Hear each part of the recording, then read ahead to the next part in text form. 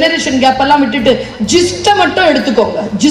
ஒரு நாள் நான் ரொம்ப மனவேதனைப்பட்டு, இன்னிலிருந்து ஒரு 14 வருஷத்துக்கு முன்னால் ரொம்ப அழுதுகிட்டே இருந்தேன். அம்மா ஒரு வார்த்தை சொன்னாங்க எனக்கு, இங்க வா. என்ன? இல்லம்மா, இந்த மாதிரி கஷ்டம், யார் உனக்கு கஷ்டம் கொடுத்தாங்களோ அது அறம் சார்ந்த விஷயமா இல்லைன்னு வச்சுக்கோ, ஏன் காத்திரு, அழாத. யார் உன்னை சிரமப்படுத்தி ஜெயித்தார்களோ அவர்கள் தோற்று உனக்கு முன்னால் சோழிகளை போல் வந்து விழுவார்கள்.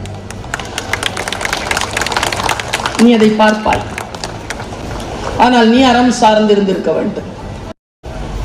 எப்ப பேசணுமோ அப்ப பேசிரு, எப்ப பேசக்கூடாதோ அப்ப பேசாது. இப்படி இருக்க வேண்டும் என்றால் கவனம், ஆர்குமெண்டே வேண்டாம். அம்மா ஒரு வார்த்தை சொன்னாங்க, இந்த வயசுல அவங்க